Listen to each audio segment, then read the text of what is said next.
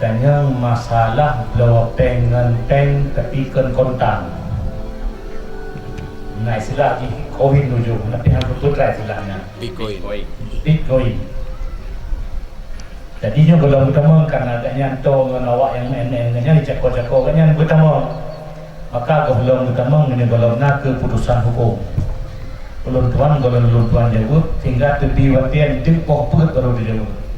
Jadi mohon jawaban dari ayah. Nyalewkan. Assalamualaikum warahmatullahi wabarakatuh.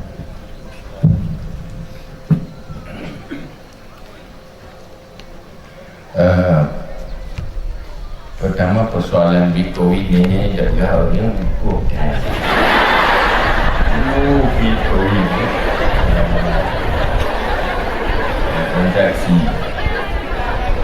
lewat elektronik, berarti dalam dunia maya cuma dari peng ini asli peng dari blok Bitcoin ini.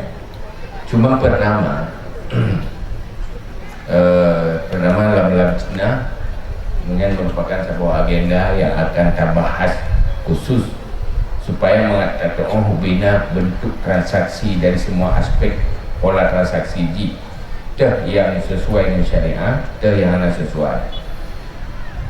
Tetapi orangnya dia silapi yang mantan transaksi spekulasi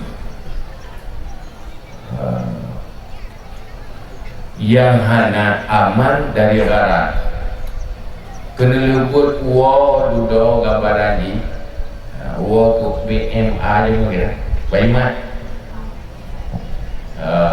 bau judi akan jatuh korban dia uang judi ujung-ujung ni sebab anak kau dia menjenguk karena buahnya barang belum barang dah barang keroi agak terus maka jauhi lenyan hana resmi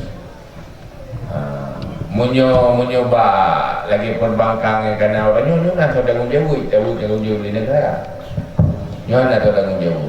Jadi unsur kepada gharar dan tipuan walaupun orangnya pengen untung-untung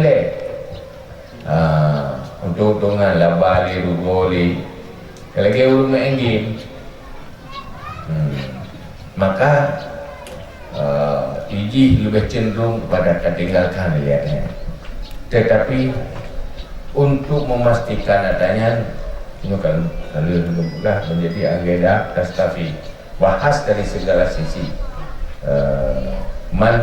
untuk segalanya dah hindari karena lun sendiri lun kalau silapi halal untuk untuk pastikan halal itu ilmu itu hal ini halal